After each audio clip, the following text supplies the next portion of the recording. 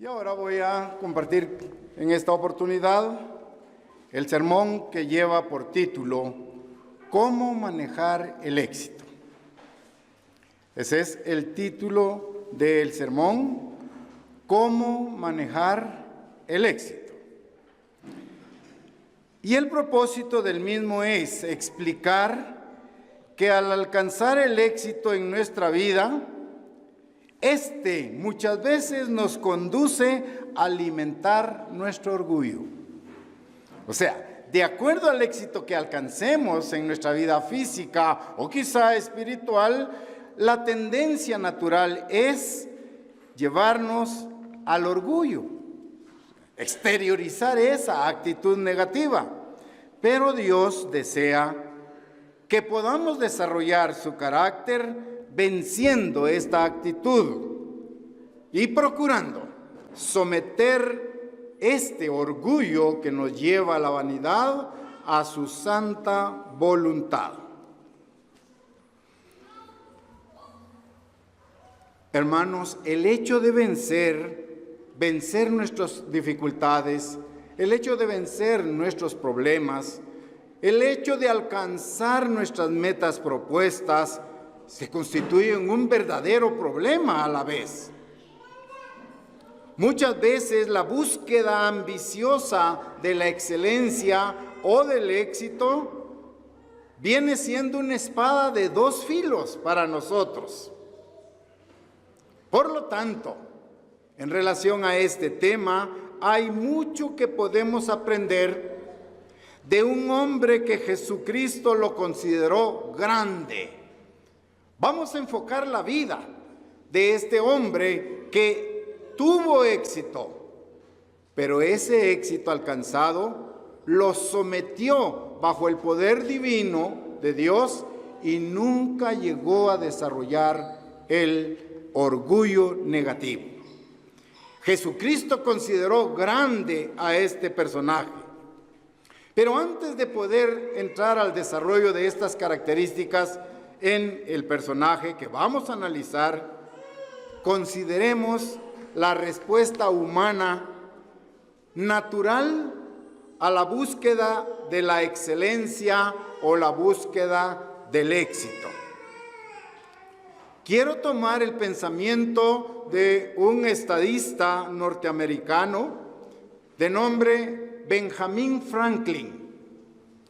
Benjamin Franklin reconoció el peligro cuando se adquiere el éxito y no podemos someter y vencer el orgullo que se desprende de él.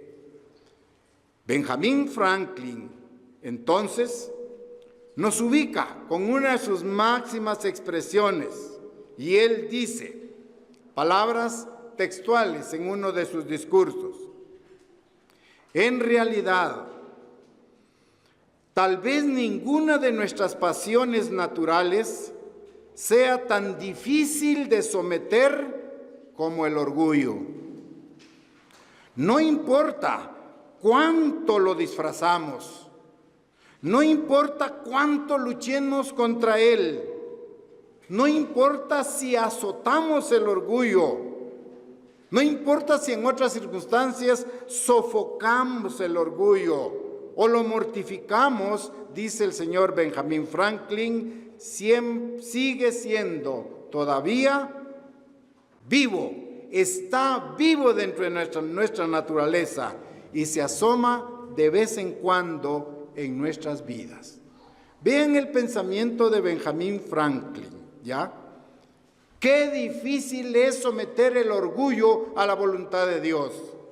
Una vez que alcanzamos el éxito o buscamos la excelencia, inmediatamente la naturaleza humana dispara el orgullo como un contraagente al éxito que se ha alcanzado. Hoy estamos, en esta generación, estamos obsesionados con el éxito, con alcanzar la excelencia, con ser el más grande. Estamos obsesionados por ser el más rápido, Estamos obsesionados también con ser el más potente. Pero vean, queremos ser más y más hacia el éxito y hacia la excelencia. Al alimentar nuestras ambiciones, en ese proceso nos estamos esforzando por alcanzar nuestro propio potencial y crecer hasta alcanzar el éxito o la excelencia. Pero la pregunta que surge es, ¿cómo podemos manejar el éxito? ¿Cómo vamos a manejar ese éxito, si es físico o espiritual?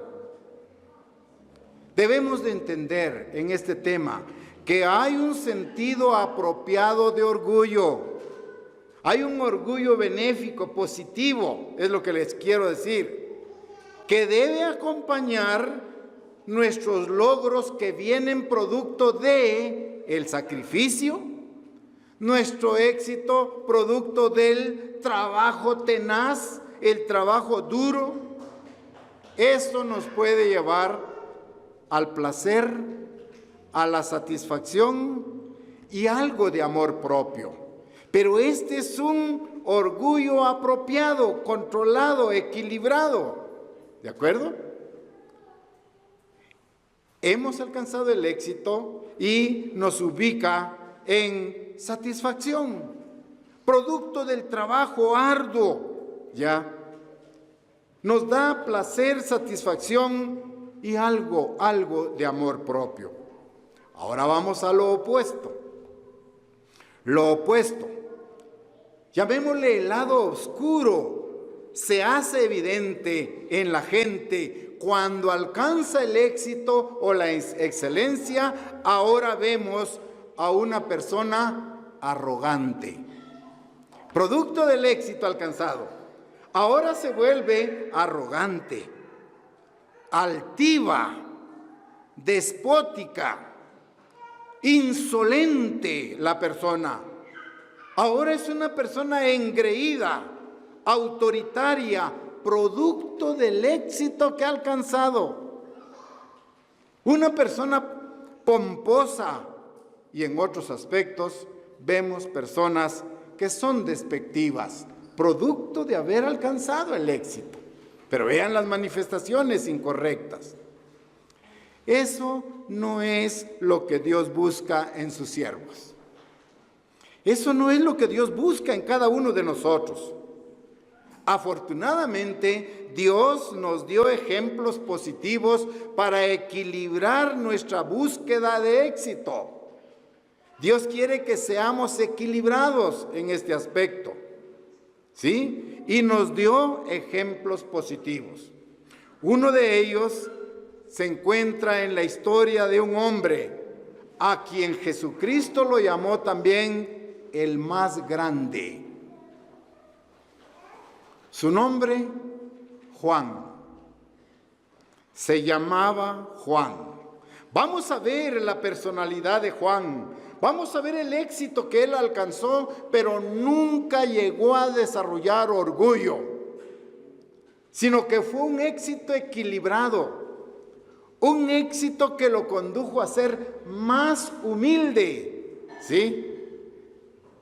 Obtener satisfacción y dominio propio. Antes de su nacimiento, Juan, sus padres Zacarías y Elizabeth ya se habían resignado a no tener hijos. Esa es la historia, ¿ya? Zacarías era sacerdote y de acuerdo a las prácticas sacerdotales en la antigüedad, Zacarías iba de su casa para servir en el templo cuando le tocaba su turno. Hablo de Zacarías, el padre de Juan. Zacarías pertenecía a una de las clases, la octava clase de Abías. Para servir en el templo se dividieron 24 clases y a cada una le tocaba servir en el templo medio mes, llamémosle así, o una quincena. pues Abías era de la 8ª clase. Ahí estaba incluido el servicio de Zacarías. Vean el ambiente. Cuando Zacarías estaba solo en el templo, cumpliendo con sus deberes sacerdotales, inmediatamente se le apareció el imponente arcángel Gabriel. Imagínense esa escena. Está Zacarías solo en el templo, ¿sí? E inmediatamente se le aparece el imponente arcángel Gabriel. Cuando él estaba allí, Zacarías, sin duda alguno, se atemorizó, y no sin razón, no sin causa. ¿Por qué? Porque no muchas personas reciben visitas celestiales legítimas. Imagínense ese hecho. Se le aparece el arcángel Gabriel allí. Gabriel vio la reacción de Zacarías e inmediatamente lo calmó. Calmó los temores de Zacarías y le dio proféticamente el mensaje. Le profetizó el nacimiento milagroso de Juan y predijo su especial misión. Gabriel le dio de una vez esta información a Zacarías. Lucas capítulo 1, vamos ahí, a Lucas capítulo 1, versículos 12 y 13.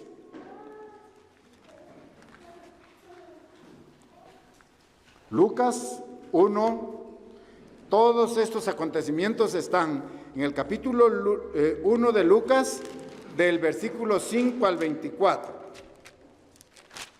Vamos ahora a leer Lucas capítulo 1, versículos 12 y 13. 12 y 13. Estamos en Lucas 1, 12 y 13. Y se turbó Zacarías al verle, y le sobrecogió temor. Pero el ángel le dijo: Zacarías, no temas, porque tu oración ha sido oída, y tu mujer Elizabeth te dará a luz un hijo, y llamarás su nombre Juan. Vean las instrucciones que se le da allí. Se le especifica el nombre y luego la misión. Inmediatamente, el arcángel Gabriel también le dio instrucciones con respecto a que Juan debía ser separado desde su nacimiento, probablemente como un nazareo. Lucas capítulo 1, ahora leemos el versículo 15. Vean las palabras del versículo 15. Porque será grande delante de Dios. No beberá vino ni sidra y será lleno del Espíritu Santo aún desde el vientre de su madre.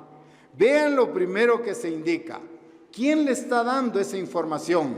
El arcángel Gabriel. ¿Qué dice? Y será grande delante de Dios. Un estímulo suficiente para poder desarrollar orgullo, vanidad, prepotencia, ¿sí? Pero vean la situación. Será grande delante del Señor. La grandeza de Juan a los ojos de Dios comenzaría cuando él fue santificado, fue lleno del Espíritu Santo, aún desde el vientre de la matriz de su madre Elizabeth. Vean esa hoja de vida de Juan. Suficiente argumento para envanecerse, para hacer sentirse orgulloso, vanidoso, prepotente, autoritario, como el ser humano lo es. Vean el éxito predicho allí. ¿Sí? Zacarías permaneció escéptico ante esta noticia. Cuando el arcángel Gabriel se da cuenta de esa actitud escéptica o un poco incrédula de Zacarías, el arcángel lo dejó mudo. Esa es la historia que está ahí en Lucas, estoy parafraseando. El arcángel lo dejó mudo. Pero vean ustedes que este estado de mudez, de estar mudo, al parecer esto ayudó a la incredulidad de Zacarías. Zacarías terminó su función y el servicio en el templo. Se fue a casa después de completar su trabajo en el templo. Poco después, Elizabeth, de edad avanzada, resultó embarazada. Al igual que Sara y Abraham. Para Zacarías y Elizabeth, el hecho de que Elizabeth haya resultado embarazada, esto fue un gran milagro, porque ambos eran de edad avanzada. Ustedes saben la historia. Pasó el tiempo y Elizabeth dio a luz a un hijo, Juan. El nombre se lo había destinado de una vez definido Gabriel como el mensajero de Dios, y su nombre será Juan. Muy bien. Entonces, en esas circunstancias, allí, la ceremonia ritual inmediata era que a los 8 días este varón tenía que ser llevado al templo para ser circuncidado al 8º día de nacido. Esas son las especificaciones directas allí. Se confirma el nombre del niño, ¿sí?, por parte de Zacarías. Su lengua fue suelta y pudo hablar, y confirmó Zacarías el nombre de su hijo Juan allí. El entorno social.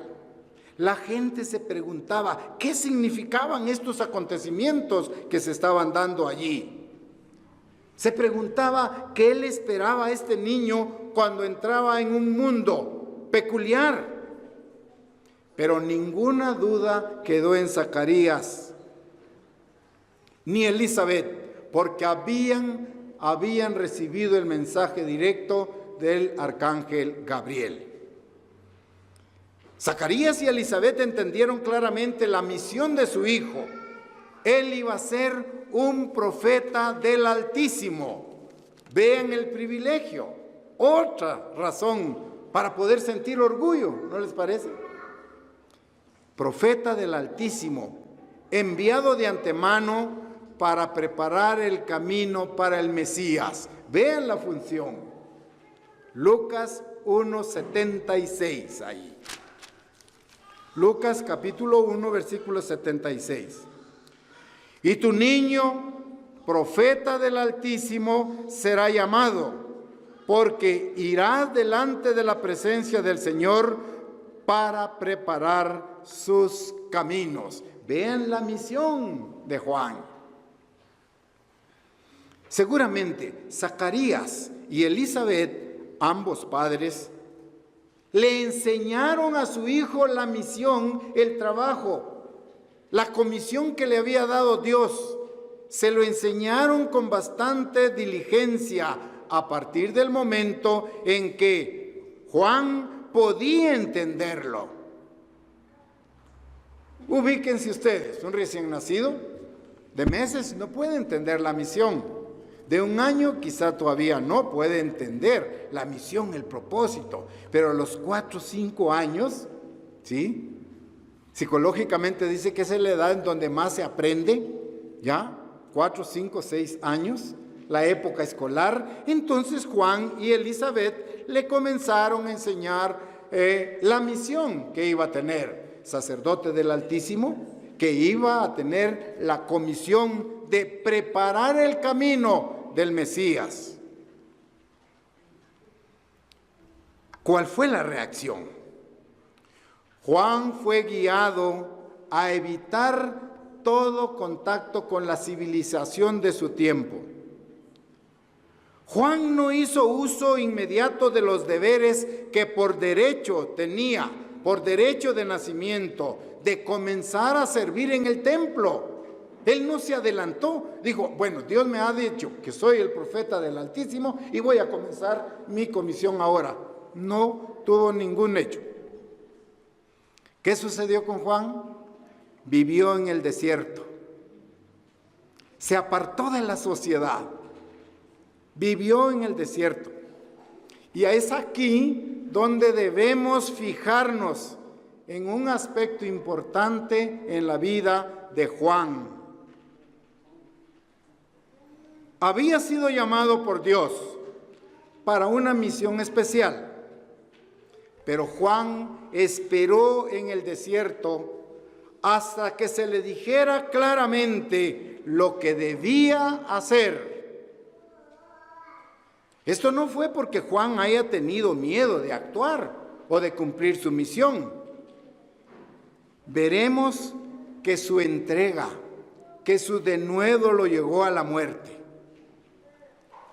Juan simplemente no quería asumir algo que no le correspondía en el momento. No quiso actuar antes de tiempo, del tiempo que Dios le había establecido. Sin embargo, optó por tomar la decisión de estar en el desierto para obtener una preparación espiritual perpetua. Creció en el desierto y se hizo fuerte en el espíritu. En esas condiciones, piensen, crecer en el desierto, cuánta escasez hay allí, cuánta incomodidad puede tener una persona viviendo en el desierto. No está la comodidad de una cama, de una sala, de un comedor. Juan vivió en el desierto ante tales circunstancias. Lucas capítulo 1, versículo 80. Y el niño crecía y se fortalecía en espíritu y estuvo en lugares desiertos hasta el día de su manifestación a Israel. Todo a su tiempo, ni antes ni después. Todo a su tiempo. En el desierto el niño crecía, se fortalecía espiritualmente, ¿sí? Hasta el día de su manifestación al pueblo de Israel. ¿Qué vemos en este personaje? Los atributos: profeta del Altísimo, un hombre grande. No lo llevaron a engendrar orgullo en su mente. Por el contrario, decidió apartarse de su sociedad, ir al desierto y prepararse en el desierto, fortalecerse en espíritu, un espíritu de humildad. Juan tenía paciencia. Juan tuvo diligencia y estos atributos, paciencia y diligencia, fueron recompensados. ¿Por qué razón? Porque la sabiduría de Dios tiene en cuenta, ¿sí?, el perfecto momento del llamamiento de una persona. Dios en su gran sabiduría llamó a Juan en el tiempo perfecto en el cual iba a entrar en acción. Indudablemente, alguien le llevó la palabra de Dios a Juan. Quizá fue el mismo arcángel Gabriel, quien volvió y le dio instrucciones precisas a Juan de parte de Dios el Omnipotente. Es importante entender también el hecho de que Juan no se inventó su propia doctrina. Él recibió la instrucción. Él fue enseñado. Juan no decidió elegir su propia doctrina. De hecho, un mensajero de Dios le enseñó a Juan a bautizar con agua para remisión de los pecados. Pero Juan no tomó la decisión de hacerlo por su propia cuenta. Dejemos una marca en Lucas 1 y vamos a Juan 1:33. Evangelio de Juan, capítulo 1, versículo 33. Juan 1:33. Vamos a confirmar que un mensajero de Dios le enseñó a Juan a bautizar. Juan 1:33, ahí leemos. Y yo no le conocía, dice ahí. Pero el que me envía a bautizar con agua, aquel me dijo, vean cómo se está explicando quién le enseñó, sobre quien veas descender el Espíritu y que permanece sobre él, ese es el que bautizará con el Espíritu Santo. Vean la instrucción ahí. Yo no le conocía, pero el que me envió a bautizar, entendemos entonces que un mensajero de Dios llegó y le dio la instrucción a Juan de cómo iba a bautizar él. Él no tomó su iniciativa, él no se inventó la forma o la doctrina en ese momento. La fe de Juan fue recompensada cuando cumplió toda justicia del Hijo de Dios. Vamos ahora a Mateo capítulo 3. Mateo capítulo 3 y versículo 15. Mateo 3:15.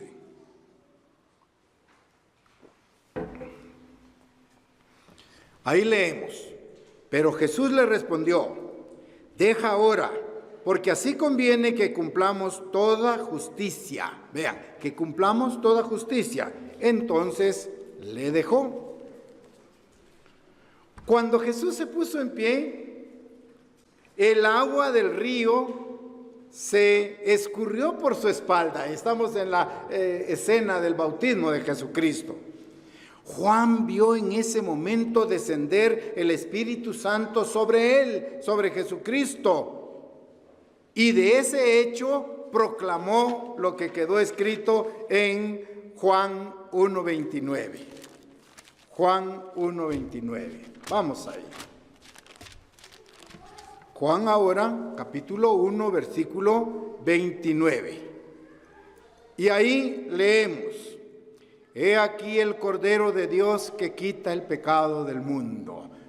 Cuando vio en la escena del bautismo de Jesucristo posarse el Espíritu Santo sobre él como una paloma, expresó: he aquí el Cordero de Dios que quita el pecado del mundo. Pero veamos que Juan era humano, sujeto a pasiones, sujeto a debilidades, tenía una naturaleza humana también. Hoy, en otra fase de su vida, desde la prisión, estando preso, Juan envió emisarios para preguntarle a Jesús si él era el Salvador verdadero. Envía emisarios en ese momento. Sería incomprensible que Juan considerara que las cosas no habían resultado tal como él lo había imaginado. ¿Qué sucedió en su vida? Un gobernante débil lo había echado en la prisión por haber ofendido a su segunda esposa al decirle la verdad. Esa fue la causa por la cual Juan fue llevado a la prisión. Le dijo a este gran personaje que era un error lo que estaba haciendo al tomar un segundo matrimonio con una persona incorrecta. En la historia tenemos registrado este hecho. El villano Herodes Antipas era hijo del rey malvado Herodes el Grande. Herodes el Grande dividió su reino en 4 partes. A Herodes Antipas, su hijo, le asignó la parte de Galilea, el territorio de Galilea, mientras que a uno de sus hermanastros, de nombre Felipe, le heredó la parte noreste del reino de su padre. De alguna manera, Antipas entró en una relación pecaminosa con Herodías. Herodías era la esposa de Felipe, su medio hermano. ¿Qué hizo Antipas? Se divorció de su esposa y se casó con la que era esposa de su hermanastro de nombre Felipe. Vean esa actitud pecaminosa. Y Juan se da cuenta del hecho y con justicia delata la actitud pecaminosa de Antipas al tomar a Herodías como su segunda esposa. Piensen la reacción del rey. ¿Iba a estar conforme? ¿Le agradó que Juan le dijera que era incorrecto lo que estaba haciendo al quitarle la esposa a su hermanastro y tomarla como esposa ahora él? ¿Es eso una actitud correcta delante de Dios? No, totalmente no. Vamos a leer parte de esto en Marcos, Evangelio de Marcos, capítulo 6, versículo 17. Marcos, capítulo 6, versículo 17. Vamos a ver la razón por la cual Juan fue encarcelado. Marcos 6, 17 dice, estamos ahí, Evangelio de Marcos, capítulo 6, versículo 17. Porque el mismo Herodes había enviado y prendido a Juan y le había encadenado en la cárcel por causa de Herodías, mujer de Felipe, su hermano, aquí dice su hermano, pues la había tomado por mujer. Ahí está la razón por la cual Herodes va a enviar a Juan a la prisión. Pero Juan está firme, continúa firme en la búsqueda de la verdad.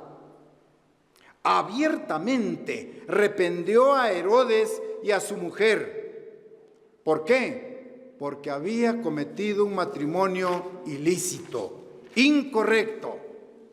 Él tenía su esposa, pero se fijó en la esposa de su hermanastro, de nombre Herodías, y se la quitó y se casó con ella. Marcos capítulo 6, siempre versículos 18 al 19. Porque Juan decía a Herodes, vean la sinceridad de Juan, no te es lícito tener la mujer de tu hermano. ¿Acaso no duele eso?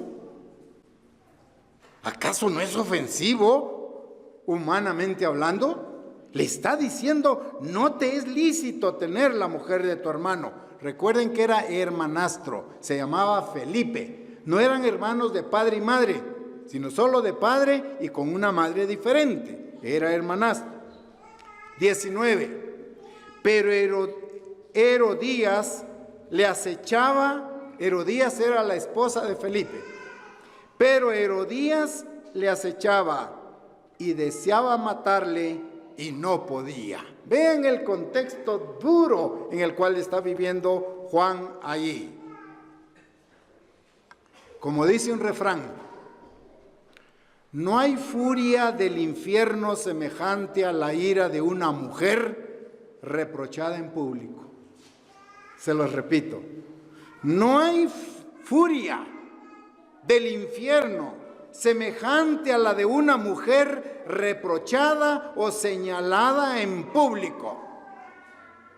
Va a estar llena de resentimiento, va a estar llena de dolor, ¿sí? Y va a esperar el momento adecuado para actuar. El corazón y la mente malévola de Herodías, ahora la esposa de Herodes, no se apaciguó. Ella no se conformó con que Juan estuviera preso, ¿sí? Que estuviera en el calabozo.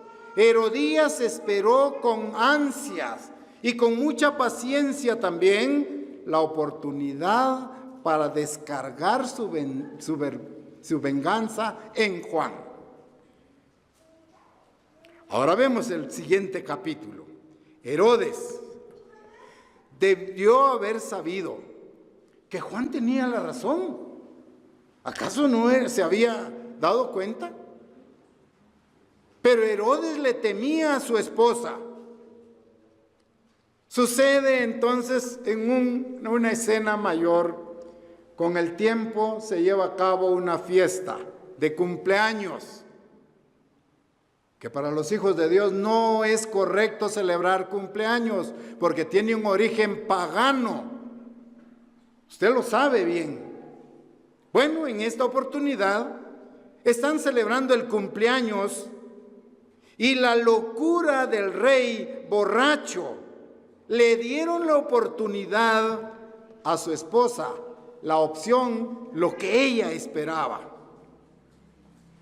El rey, entorpecido por el alcohol y por la estimulación del baile exótico de la hija de Herodías, Herodes tontamente le prometió a la hija de Herodías cualquier cosa, ¿sí? Le prometió darle lo que fuera a cambio de que continuara ella divirtiéndolos sensualmente en ese cumpleaños de Herodes. La fascinante bailarina entonces escuchó que el rey le había prometido dar lo que fuera a cambio de que ella continuara divirtiéndolos. Cuando esta hija de Herodías escucha la promesa, inmediatamente busca a su mamá y le pide consejo. ¿Qué debo pedir? ¿Qué me aconsejas? Marcos capítulo 6, versículos 21 al 25. Ahí mismo. Pero venido un día oportuno en que Herodes, en la fiesta de su cumpleaños, daba una cena a sus príncipes y tribunos y a los principales de Galilea, entrando la hija de Herodías, danzó y agradó a Herodes y a los que estaban con él a la mesa. Y el rey dijo a la muchacha: pídeme lo que quieras y yo te lo daré. Ahí está la oportunidad. Versículo 23. Y le juró: todo lo que me pidas te daré hasta la mitad de mi reino. Versículo 24. Saliendo ella, dijo a su madre: ¿qué pediré? Y ella le dijo: acuérdense, Juan le había dicho a Herodes: no es correcto que te cases con la esposa de tu hermano. Y ella le dijo: ¿qué pido? La cabeza de Juan el Bautista. Entonces ella entró prontamente al rey y le pidió diciendo: quiero que ahora mismo me des en un plato la cabeza de Juan el Bautista. Y pasemos al versículo 28. El guarda fue, le decapitó en la cárcel y trajo su cabeza en un plato y la dio a la muchacha y la muchacha la dio a su madre. Ahora estaba conforme su madre. No importa el pecado que estaba cometiendo de adulterio, al haber aceptado la propuesta de Herodes, al haber dejado a su esposo llamado Felipe y casarse con Herodes, ahora tenía el premio, ahora tenía la cabeza de Juan el Bautista en sus manos. Lógicamente, esta petición impactó en un momento dado a Herodes. Herodes estaba en una diversión, en una fiesta divertida, en una fiesta bulliciosa, en donde generalmente se cometen excesos en alcohol, en danzas sensuales, etc. Esta petición hizo temblar a Herodes en un momento dado, pero acuérdense, Herodes le había dicho a la muchacha: pídeme lo que quieras, delante de todos sus invitados. Y ahora estaba en un momento crítico: ¿lo cumplo o no lo cumplo? Si no lo cumplo, ¿qué dirán mis invitados? Que yo, siendo el rey, falto a mi palabra. Y por otro lado, su conciencia le acusaba. Tomó la decisión fatídica. La cabeza de Juan el Bautista llegó en un plato como trofeo. Fue presentado en una bandeja de plata, mientras el cuerpo sin cabeza de Juan quedó tirado en la celda. Allí terminó su ministerio divino. Allí murió el profeta del Altísimo por defender la verdad. ¿Sí? Acuérdense de los atributos, el más grande, el profeta del Altísimo, pero Juan no tuvo ni siquiera la micra del orgullo, de la vanidad, de acuerdo al éxito, desde el punto de vista de Dios. ¿Ya? Pero las noticias de la muerte de Juan llegaron inmediatamente a Jesucristo. Ya él era contemporáneo. ¿Ya? Conmovieron a Jesucristo.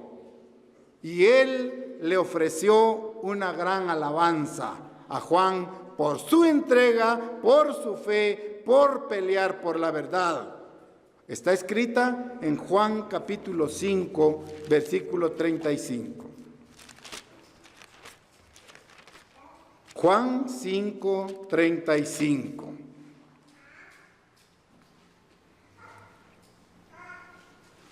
A Jesucristo le conmovió la muerte de Juan y le ofreció una gran alabanza por su perseverancia, por su dedicación, por su entrega a la obra de Dios.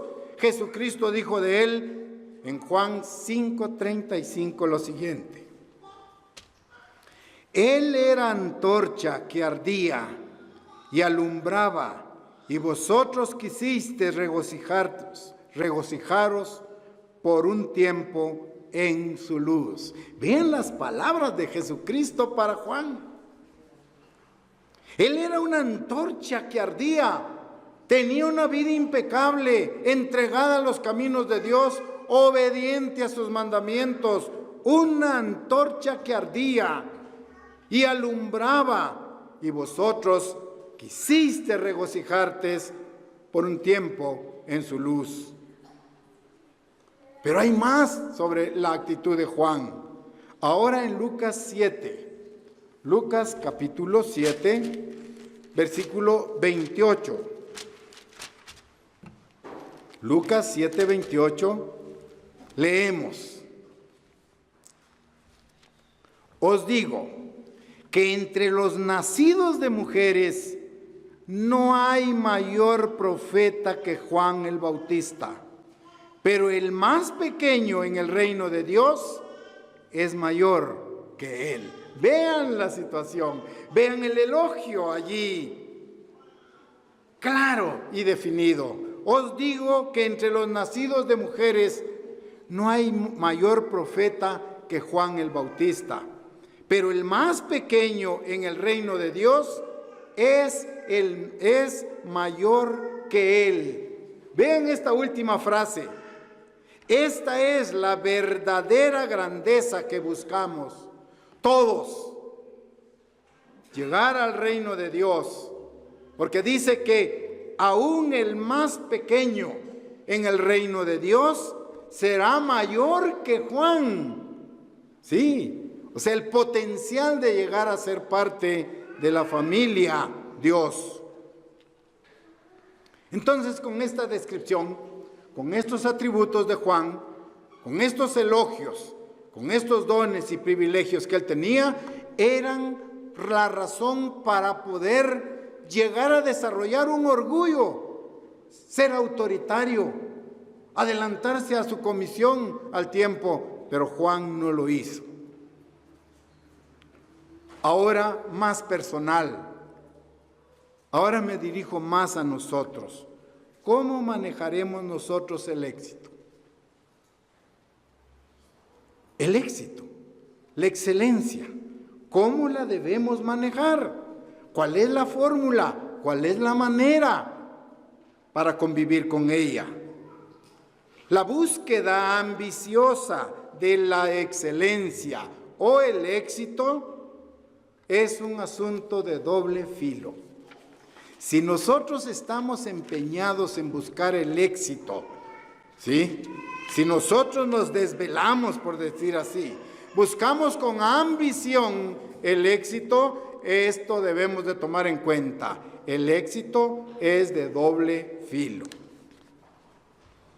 Por un lado, tenemos que estar dispuestos a desarrollar continuamente el carácter. Tenemos que estar dispuestos a esforzarnos día a día por alcanzar nuestro potencial en esta vida y en la vida venidera, en dos aspectos. Desarrollar carácter, esforzarnos por alcanzar nuestro precioso potencial. ¿Cuál es nuestro potencial? Llegar a ser parte de la familia de Dios. ¿Sí? Pero también nos esforzamos por alcanzar el éxito, para llevar una vida normal delante de Dios. Entonces, por un lado, nos esforzamos por complacer y vivir una vida de acuerdo a los principios y valores de Dios, y ese nos llevará al éxito espiritual, llegar a ser parte de la familia de Dios. Pero hay que manejar el éxito con mucho cuidado, con mucha precaución. ¿Por qué? Porque muchas veces la respuesta humana al éxito brota de nuestro ego, ¿sí? Entonces el punto de vista es cómo encontrar el equilibrio para poder manejar el éxito en nuestra vida. No debemos engañarnos a nosotros mismos. Pregunto, ¿podemos prepararnos con toda nuestra fuerza? ¿Podemos prepararnos académicamente para buscar la excelencia? Y lo debemos hacer. Pero al mismo tiempo debemos de mantener el punto de equilibrio y la perspectiva de Dios en relación a este tema. Debemos desarrollar una perspectiva paciente que nos permita vivir en paz, ¿sí? Y no en frustración.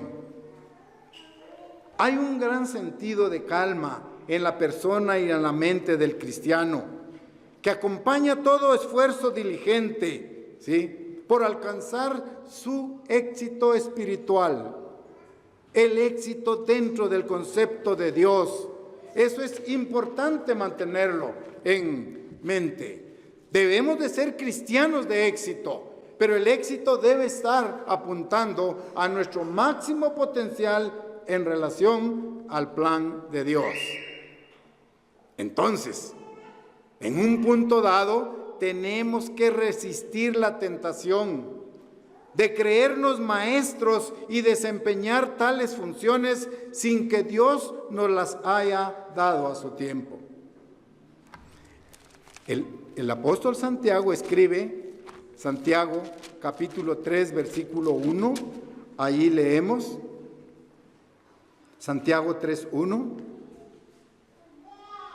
dice ese versículo: hermanos míos, no os hagáis maestros muchos de vosotros, sabiendo que recibiremos mayor condenación. O sea, ven el punto de equilibrio. Vamos a buscar el éxito, la excelencia espiritual que nos va a ubicar en la meta perfecta. ¿Cuál es? Llegar a ser parte de la familia de Dios. Y en el aspecto físico, vamos también a esforzarnos por alcanzar el éxito en nuestra profesión, pero sin perder de vista el plan de Dios para nosotros. O sea, el punto de equilibrio. Por eso ahora dentro de las amonestaciones está, hermanos míos, no os hagáis maestros muchos de vosotros, sabiendo que recibiremos mayor condenación. Sí. Al que mucho se le da, mucho se le exige. Es una ley también directamente proporcional. En Hebreos, regresen unas páginas, capítulo 5. Hebreos capítulo 5, versículo 4, se nos amonesta. Y nadie toma para sí esta honra, sino el que es llamado por Dios, como lo fue Aarón. Ahora bien, nosotros todos hemos sido llamados y nuestro potencial es llegar a ser ¿qué? Reyes y sacerdotes en el reino de Dios. Pero todo a su tiempo. En esta experiencia llamada vida tenemos que demostrar que somos capaces de desarrollar las virtudes de un rey y de un sacerdote para desempeñarnos como tales en el reino de Dios. Entonces el punto del equilibrio es, usted y yo podemos, por la unidad de la iglesia, podemos tomar el asiento de atrás aunque tengamos la capacidad de ir al volante en el vehículo. ¿Tenemos esa capacidad de humildad, no de orgullo? De ir atrás en el vehículo, aunque estemos capacitados de ir al frente en el timón del vehículo. Por ejemplo, a nivel espiritual, si usted ha alcanzado determinado nivel espiritual, nivel de conocimiento nuevo, ¿tiene que llenarse de orgullo por ese conocimiento que tiene? No lo debemos hacer así, ¿de acuerdo? Es cierto, Dios da ese conocimiento nuevo, pero entre más conocemos debemos ser más humildes. No como la naturaleza humana nos indica. Si yo sé más, conozco más, ahora soy superior a los demás. No es así. Ya. Tenemos que tener el punto de equilibrio, dominio propio, porque Dios nos va a dar el cargo de acuerdo a la capacidad y a la preparación espiritual de cada uno de nosotros en el reino de Dios. ¿Sí? En el reino de Dios. Ahora bien, si no controlamos ese aspecto, una ambición insatisfecha, una ambición puramente humana en nuestro crecimiento espiritual nos lleva al orgullo y la vanidad, que son antivalores, que no son los valores correctos. Por ejemplo, ¿qué tenemos que hacer? Miren, cada uno de nosotros tenemos que evaluar, hacer una evaluación de nuestro crecimiento espiritual, por un lado, ¿sí? Y también de nuestro orgullo, Vamos a evaluar dos campos en nuestra vida. Evalúe usted por una parte el orgullo y evalúe por la otra la humildad. Son dos valores contrarios. Un examen propio. Voy a evaluar cuán orgulloso soy yo. Y tengo que hacer en mi lista. Aquí, allá, aquí, allá. Ahora paso al otro bloque. Voy a evaluar mi humildad.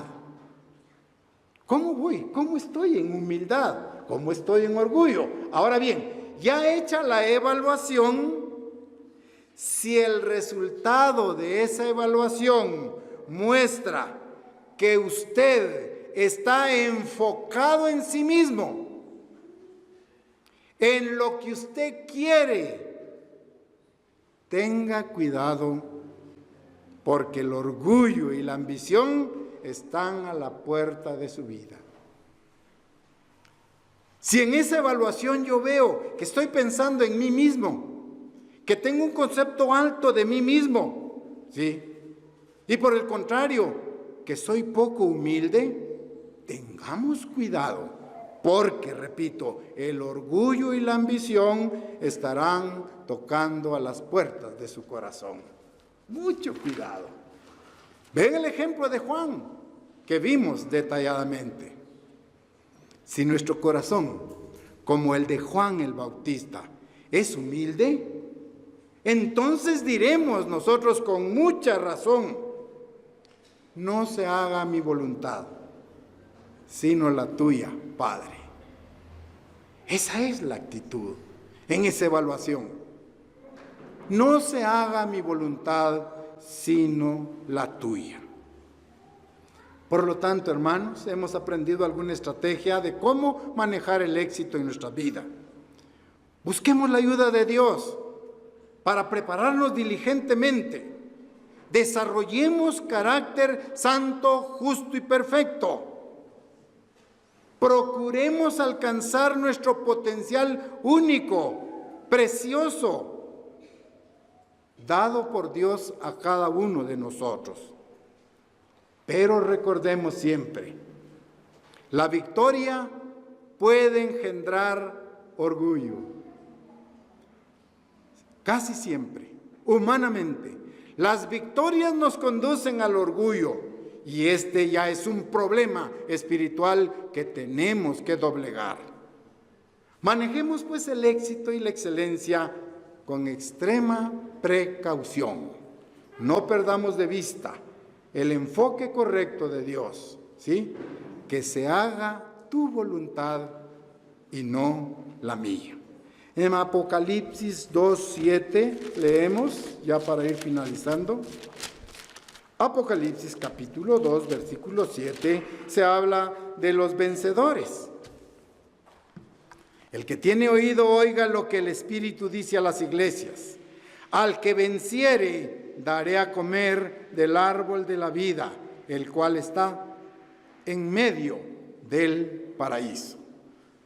Por lo tanto, ¿cómo manejaremos nosotros el éxito en nuestra vida física y espiritual? Como lo hemos propuesto, al alcanzar el éxito, debemos de enfocar en el enfoque correcto, en la perspectiva y en la mente de Dios para poder desarrollar un carácter santo, justo, que venga a ser, al igual que Juan, un ejemplo de humildad, de entrega y de determinación. Este personaje que hemos revisado en ningún momento se envaneció. No fue la persona prepotente, autoritaria, por el contrario, fue humilde en busca de la verdad. Pidámosle a Dios que nos conduzca también por ese camino y que nosotros podamos alcanzar el éxito desde la perspectiva de Dios, nuestro Creador.